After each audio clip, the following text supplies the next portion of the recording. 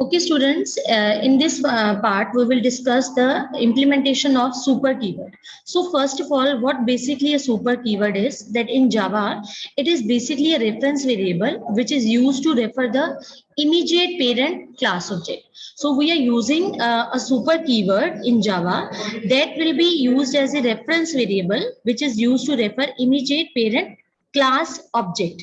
Okay, so what happens that whenever we create an instance of a subclass, okay, simultaneously your instance of a parent class is also created implicitly.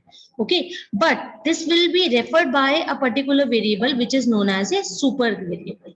So one by one we will discuss the usage of this super variable.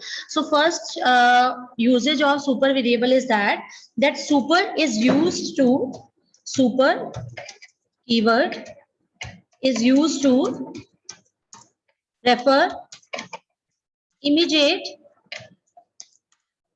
parent class instance, parent class instance, parent class instance variable. Okay, so how we can refer the super keyword, that it is used to, super keyword is used to refer the immediate parent class object, parent class instance variable. Now let's suppose we take a class over here, like we are taking class color, okay, or we can have class flower color, okay, and here we can use string color. So let's suppose this is a variable over here and we are using that variable as white, okay, and we have assigned a value to it, that is white. Now the next thing that we are having, now let's suppose we are having class rows extends. Now this is the base class that we are having, that is a rows class, extends the your parent class. So what it is name, that is flower name. Okay, so this is your parent class that we are extending. Now again we will be using string, and here we will be referring again the color equal to red. Okay, now we will be using one method here, void print color, and under this particular method we will be printing both the colors. So how we can write like this, system dot out dot println, and here we will print the color. So this is, so this will obviously print the color of your, that is the derived class. And in case if you want to print the color of your that is parent class, then you have to write super, because you can observe here that we have used the same variable name in both the classes, like in your base class also and in your this derived class also. Okay, so if you need to assess the parent class variable, so what we will do, we will be using this super keyword over here. We can write like this, super dot color. Okay, so that is super dot color here, and we will close this part. Again we will be using class here super one. So let's suppose I have given the name super one. Here again I am using public static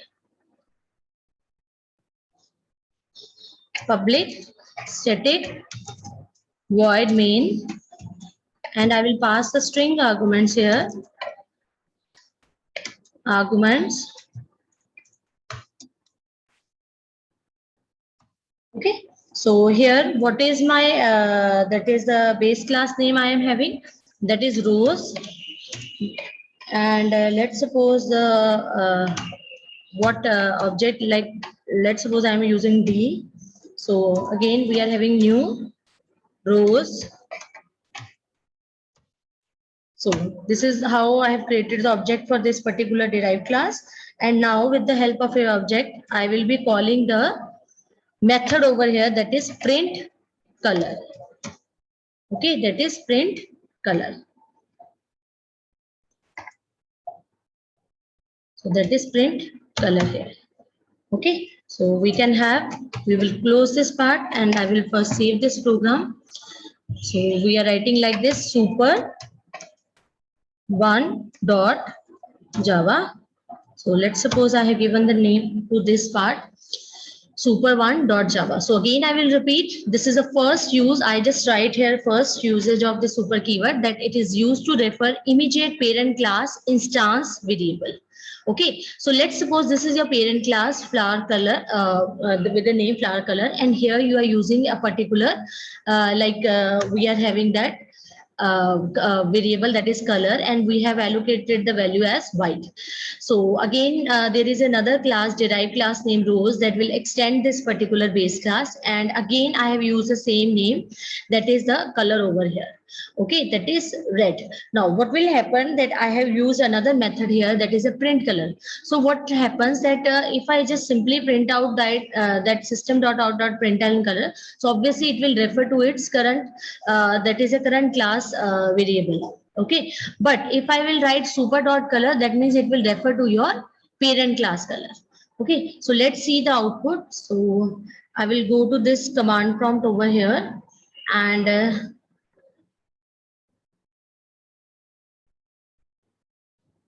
okay, so in this command prompt, you can see that I am executing javac super one dot java.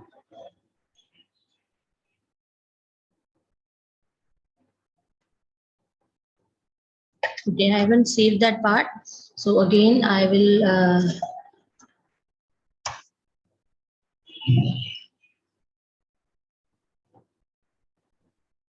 so some grammatical error are there.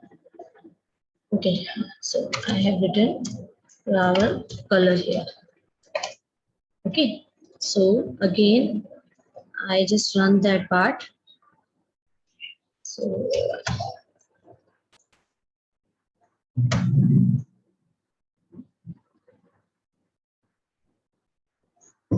okay, now this is fine. I will again run this portion.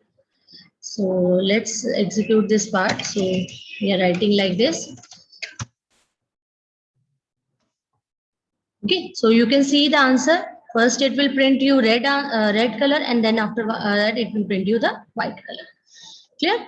So this was all about that the first usage of super keyword. Now we will go to the second part. Now the second usage of super keyword is that super can be used to invoke parent class method. Invoke parent class method. Okay, that is used to invoke parent class method here. So here we can go through, like we will what will happen, that whatever the it can help us to invoke the parent class method. So it should be used if subclass contains the same method as the parent class. Okay, so we can also say that it is used if method is overridden. So at that time we can use this particular part of super keyword. So let's suppose we are having class A. So let's suppose I have given the name A, and I am writing like void M1. So let's suppose your M1 is any method here. So here I can just print out one part for this M1. So I can write system dot out dot println. Okay, so after here we can just simply print hello. So this is a message that we can print over here. Okay, and again I will close this particular method, and I will close this particular class also, that is A. Now let's suppose I am taking another class, class B extends. Extend which class? Your base class, that is A. Okay, so again I just take one of the method here. So I am writing like this. So let's suppose I use the same name. So we have void m1, and this is the same class method name I am taking. So I am writing like this: system dot out dot println, and here under this part I can just write hello again. So let's suppose I am writing hello again. Okay, so I am writing like this. So I will close this particular method also. Let's suppose I take another method here, void any name I can give D over here, and again the D method I can print any of the message, system dot out dot println, and again I can print a message here, hello D. Okay, so let's suppose I am giving I just write it m1 again. Okay, just for your reference. So again I have used another methods, that is hello D here. Okay, so again I will close this part. Now the next thing is that we are using another method over here. So we can write like this, super, like let's suppose I take another method, void f. Okay, so this is another method that I am taking, and again in this particular method I am just calling this part, this method, that is super dot m1. Okay, so when I have written that super dot m1, that means it will call which particular method? That is your, this particular method, that is of your parent class method, because we are invoking a parent class method here by using a super keyword here. Okay, so again I can call that particular method over here, that is let's suppose I call this method D. Okay, so I am calling this D method again here. Okay, so first of all I just now just run this part. I will save this program as super2. So I am writing like this. So again I will be using public static void main string arguments, and string arguments we are having, and here we can use the base class object for the base class, so that is B is my base class, so that is B equal to new, and again here capital B. So in order to allocate that memory to that particular like object here, so here what I will do, I will take the object that is B dot, so I will call which particular method here, this method, F method. Okay, so I will be calling this F method over here. So you can see that what output we will be getting over here. Okay, so just see that what output we will be getting over here. B dot F. Okay, so let's suppose B dot F method we are getting here. Okay, so let's save this program with the name super2.java. Okay, I again repeat it for your reference. So this is, in this particular program, we will discuss that how super can be used to invoke a parent class method. This is your parent class. This is A. In this A parent class, you are having one of the method, that is M1. Okay, you have closed both this class and the method here. Again, you have used this particular derived class here, that is B, that will extend A.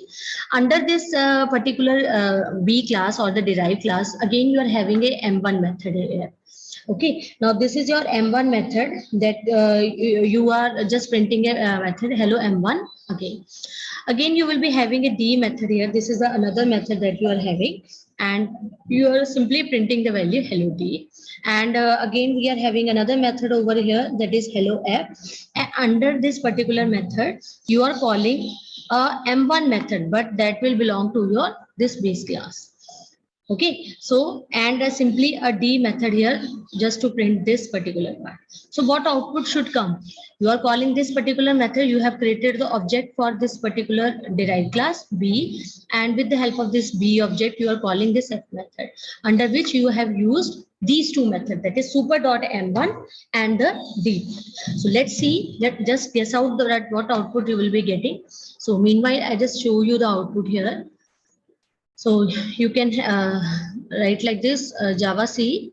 So again, I will change the name super2.java.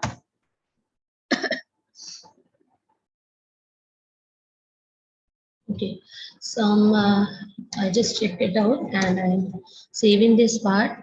So here again, I will run this part.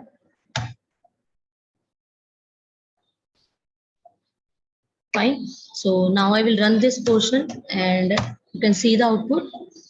So you can see hello, it will print I have with the help of this particular object B dot F. So what is happening, that it is calling the F method over here. Where is my F method? Here. So under this F method you are calling super dot M1. So what is being printed in M1? That is hello. So if you see the output over here, what is printing? That is hello will be printed here, and next is the D method. So simply under this D method what you are having, this hello D. Okay, so this is how you can use all this, how you can invoke a parent class method inside your that derived class method. And this will be used in that particular case if you are using the concept of method overriding. Okay, so this is the second usage of your this Java part, super keyword in Java. So now the third usage is that how we can use super used to invoke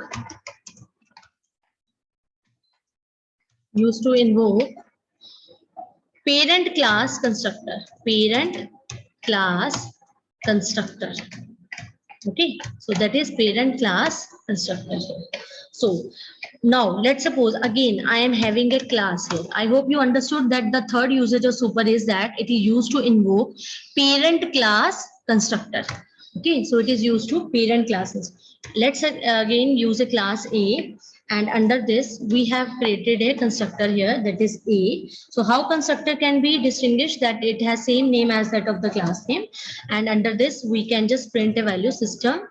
So that is under this particular constructor part. So I can just write like this, system dot out dot println. Okay, system dot out dot println. So we can say that A is defined. Okay, so simply we can write like this, A is defined here, and we will close this part. And now let's suppose we are taking another class here, class B extends, or class D extends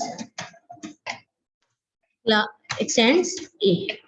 Okay, so this is another class we are having here, and here again I will close this part. So we are having this D constructor again here. So under this D constructor, so I can say that system dot out dot println. Here we can use the D is defined. D is defined. Okay. So what I will be doing here, let's suppose under this particular constructor, I have simply write super. I will simply write the word super here. This is your derived class constructor, right? This is your derived class constructor, and I am simply writing super here. Okay, that is super. D is defined here. Fine. So let's suppose I am taking another class super 3,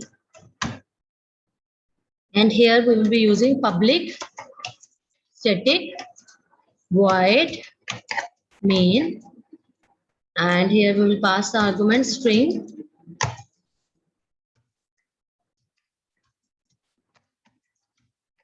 arguments. Okay, so again I will be using the base class here, that is D, and I will create the object for that, new D, like this. Okay, and finally I will close this part. Okay, so again I will repeat that this is how a third usage of super is that it is used to invoke the parent class constructor. Okay, so here we are having a base class, that is class A. Okay, and we have created the constructor A again here. So constructor will always have the same name as that of the class name. So here simply I have defined that A is defined. Okay, so here what I'm doing, A is defined. Okay, I need to close this class also, that is a constructor that is class A. So again I will be using a D class that will extend my base class.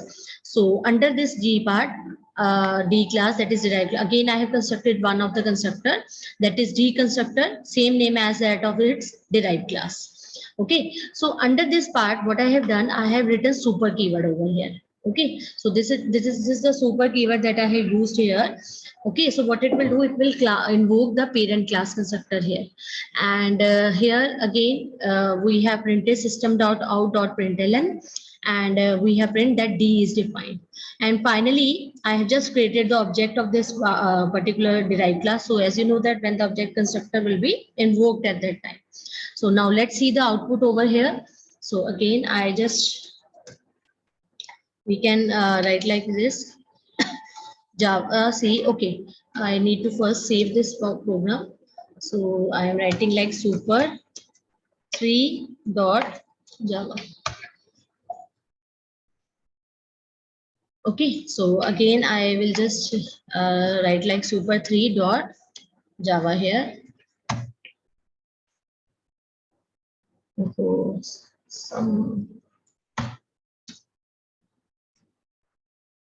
so again I just run this part.